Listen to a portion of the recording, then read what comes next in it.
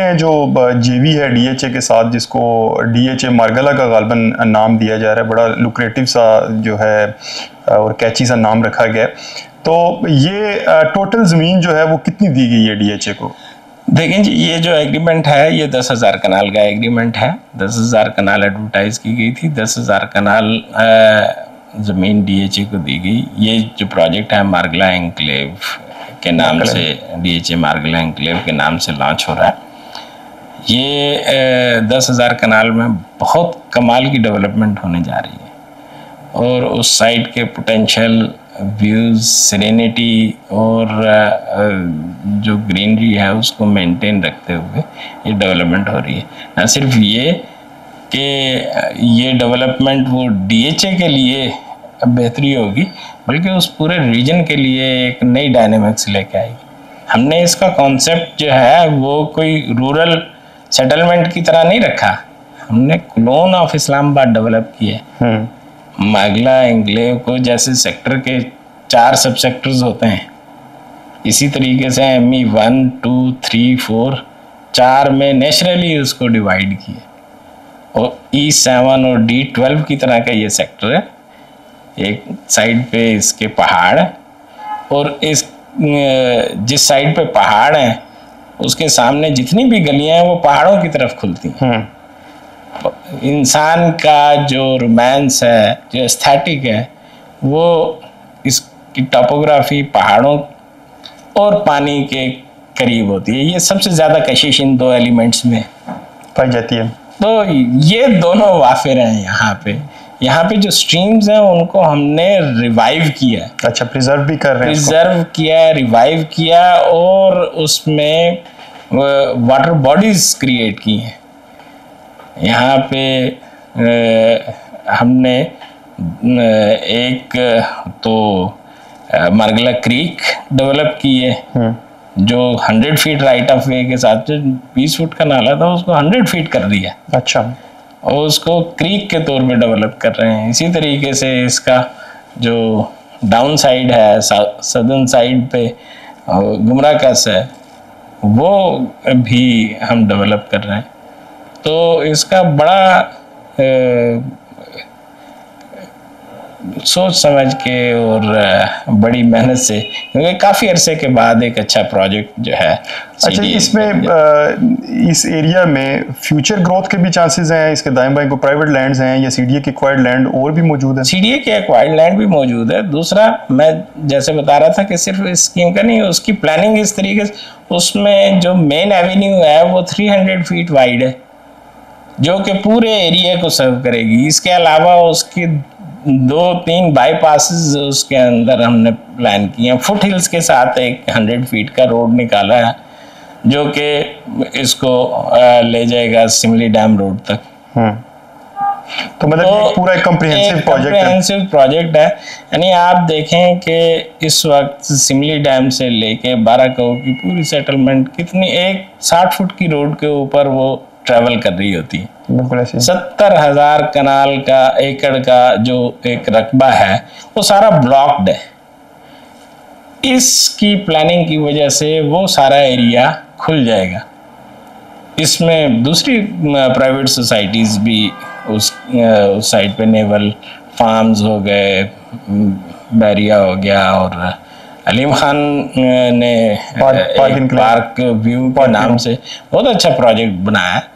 तो उन लोगों से ज़्यादा बेहतर ये जो है डेवलपमेंट होने जा रही है। ये बेसिकली उनको भी सप्लीमेंट करेगा और पूरे का पूरा एरिया जो है वो, भाई पूरा जो इसके दरम्यान में नेचुरल फीचर था लेक, उस पे लेक डिस्ट्रिक्ट डेवलप किया गया दुबई डाउनटाउन की तर्ज पे।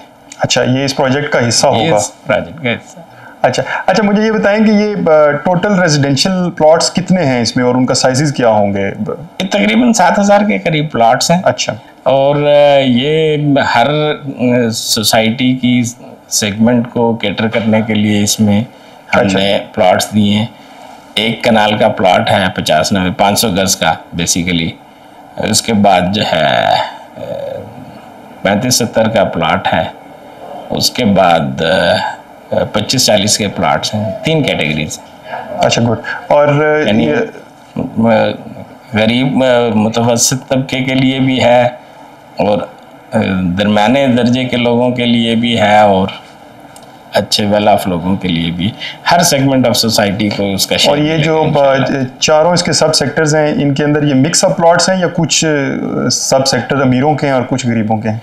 वो देखें, टोपोग्राफी डिफाइन करती है साइज ऑफ प्लॉट को ना। जहाँ पे फ्लैट लैंड है वहाँ पे तो छोटी कटिंग हो सकती है, लेकिन जहाँ पे अंडुलेटिंग लैंड है वहाँ पे छोटी कटिंग मुमकिन नहीं है। ठीक है। तो वो जो पहाड़ी के इर्द गिर्द जगह हैं वहाँ पे, क्योंकि टोपोग्राफी छोटे प्लॉट्स अलाउ नहीं करती, तो उसके मुताबिक किए।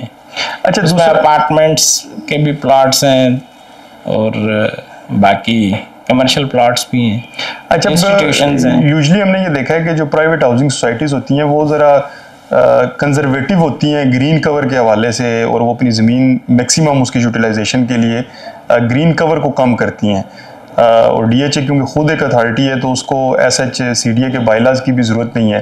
तो इस प्रोजेक्ट के अंदर बेसिकली सीडीए के बायलाज को देखा गया या डीएचए ने खुद से प्लान किया? ये सीडीए का प्रोजेक्ट है, डीएचए इसको डेवलप कर रहा है जॉइंट वेंचर में, और सीडीए के बायलाज के मुताबिक ही ये डेवलपमेंट हुई है और इसके प्लान की अप्रूवल भी सीडीए बायलाज के मुताबिक ही हुई है। और इसमें आप ये देखें 15% से ज़्यादा ग्रीन कवर है, और इसमें जो मैंने जैसे आपको बताया, सोसाइटियाँ तो नालों को ख़त्म करके उस पर प्लाट लगा देती हैं। हमने जहाँ पे 20 फुट का नाला था उसको 100 फुट की बड़ा किया, इसमें मरगला क्रीक के तौर पे डेवलप किया। तो वैल्यू एडिशन की हैं, इसमें चीज़ें अच्छी करने की कोशिश की। अच्छा, दूसरा मुझे ये बताइएगा कि क्योंकि आपकी ना सिर्फ रेजिडेंशियल प्लॉट्स की बल्कि जो दीगर एमिनिटीज़ के प्लॉट हैं, कमर्शियल प्लॉट्स हैं, अपार्टमेंट्स के हैं, उनकी भी इन्वेंट्री शेयरिंग इसी उससे है। तो वो उसका कितना पोर्शन बनता है इस पूरे प्रोजेक्ट के अंदर? ये जो सीडीए के बायलाज हैं उसके मुताबिक तमाम एमिनिटीज़ के प्लॉट्स उसी परसेंटेज के हिसाब से दिए गए हैं। जो इन्वेंट्री शेयर है वो एक ही फार्मूला है, वो फार्मूला है 55% जो मेजॉरिटी शेयर है वो सीडीए का है और 45% शेयर डीएचए का है, जो कि उनके डेवलपमेंट की मद में। अच्छा चौहान साहब, क्योंकि अभी सीडीए और डीएचए इस प्रोजेक्ट को मार्केट करने जा रहा है और उसके बाद देखा जाएगा कि किस तरह से इसका रिस्पांस, जो कि डेफिनेटली जो इसका एरिया है, जो लोकेलिटी है, इसने बड़ा अच्छा जाना है इस प्रोजेक्ट ने। इसका डिस्पोजल का मेथड क्या होगा और आफ्टर डेवलपमेंट जो मेंटेनेंस है वो सीडीए के पास रहेगी या डीएचए के पास रहेगी? ये भी एक लोगों के जहन में क्वेश्चन होगा इस प्रोजेक्ट के हवाले से। देखें, मेंटेनेंस तो एक सेपरेट एग्रीमेंट होता है, तो अभी तो डेवलपमेंट है, डेवलपमेंट के बाद 2-1 साल उनका जो है पीरियड होता है मेंटेनेंस का, कि डेवलपमेंट में कोई गड़बड़ होगी तो उसको डीएचए ही निकालेगा। बाद में इसका एक सेपरेट मेंटेनेंस एग्रीमेंट किया जाएगा। वो डेफिनेटली डीएचए भी कंपनी है जो मेंटेनेंस कर रही है अपनी स्टेट्स की। तो लेकिन मैं आपकी जो गुफ्तगू से ये समझ सका हूँ वो ये है कि बाकी जगहों के ऊपर डीएचए जो है वो लोगों से ज़मीन लेके उस प्रोजेक्ट का ओनर वो बनता है। यहाँ पे आपने ज़मीन तो डीएचए को दी है, लेकिन प्रोजेक्ट का ओनर जो है वो सीडीए ही रहेगा। ज़मीन, मज़े की बात यह है कि ज़मीन सीडीए की है, यहाँ पे ज़मीन डीएचए को नहीं दी। डीएचए सिर्फ डेवलप करेगा और उस डेवलपमेंट की मद में जो उनका इन्वेंट्री शेयर है वो उनके पास। मतलब इस प्रोजेक्ट में हम ये समझ सकते हैं कि बेसिकली डीएचए जो है वो आपसे कुछ ले रहा है, ना कि आपने अपनी ज़मीन उनको दे दी और वो ओनरशिप उसमें क्लेम करे। बल्कि हमारा वो एक अरसा दराज से एक फंसा हुआ जो एसेट था उसके ऊपर डीएचए इन्वेस्टमेंट करेगा, उसकी वैल्यू एडिशन होगी और फिर वो जो है उसके फ्रूट्स हम डिस्ट्रीब्यूट करेंगे अकॉर्डिंग टू द एग्रीमेंट। और आप रफली कितना ये जो इन्वेंट्री लैंड बैंक आपके पास आया है, कितनी सीडीए जो है इससे मालियत जो है वो अर्न कर सकता है, कितना इसका पोटेंशियल है? मेरे ख्याल में इसका कहीं नहीं गया तो ये तकरीबन 100 अरब से ये 1000 अरब के लगभग। अच्छा, इतना बड़ा प्रोजेक्ट है इसकी। और ये सीडीए और डीएचए जो है वो जॉइंटली इसको मार्केट करेंगे या ये प्रोजेक्ट? देखें, ये रिस्पॉन्सिबिलिटीज एग्रीमेंट में हमने फिक्स की है ना। जी। जो इसको लॉन्च करने की कास्ट है, जो इसकी डेवलपमेंट की कास्ट है, जो इसकी मार्केटिंग की कास्ट है, वो डीएचए की रिस्पॉन्सिबिलिटी है। और आपको सिर्फ उन्होंने उसका जो रेवेन्यूज हैं वो आपके रेवेन्यूज हमारे पास शेयर होंगे। और ये रेवेन्यूज जो है ये पहले डीएचए के पास जाएंगे या ये डायरेक्टली? जॉइंट अकाउंट होता है ना। अच्छा जी।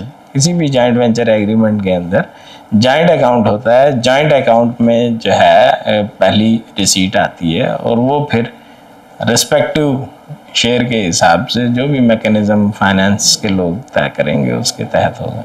और अगर इस प्रोजेक्ट के अतराफ में कोई सीडीए फर्दर प्रोजेक्ट करना चाहता है तो जो एक्सपेंशन है, बाकी चीज़ें हैं, तो वो भी सीडीए को अलाउड होगा कि वो उसको कर सकता है या डीएचए जो है वो इसको एक्सपेंड करेगा? नहीं, डीएचए अगर एक्सपेंड करना चाहता है तो दोबारा वो एक प्रोसेस से गुजरेगा। प्रोजेक्ट तो सीडीए के ही है ना, एक्सपेंशन तो सीडीए ने करनी है। अब वो किसके ज़रिए करता है, वो डेफिनेटली हमारा एक मैकेनिज्म है, जॉइंट वेंचर रूल्स हैं, उसमें हम प्रॉपर एडवर्टाइज करते हैं। क्या पता कोई और स्टेट ऑर्गेनाइजेशन आ जाए, कोई प्राइवेट सेक्टर आ जाए, तो तो कंपटीशन है। जो ज़्यादा सीडीए को ऑफर करेगा वो ज़्यादा अच्छी डेवलपमेंट करके देगा। आप इस पूरे जॉइंट वेंचर को, एग्रीमेंट को, इस सारे प्रोसेस को एक विन विन डील समझते हैं? मेरे ख्याल में इससे बेहतर डील नहीं हो सकती, क्योंकि पिछले आप देखें 1969 में वो ज़मीन हमने ख़रीदी थी। 69 से लेके अब तक उस ज़मीन का सीडीए कोई फ़ायदा नहीं उठा सका, बल्कि प्राइवेट सेक्टर ठीक ठाक उस ज़मीन में से गुज़र के और बड़ी बड़ी स्कीम्स और बड़े बड़े प्रोजेक्ट्स कर गए। लेकिन सीडीए जो है वो सीडीए जो है ज़मीन को डेवलप नहीं कर सका। तो ये जो है एक विन विन सिचुएशन है कि आप 50-60 साल के बाद जो है अपने एसेट का फ्रूट एंजॉय करने के काबिल हुए।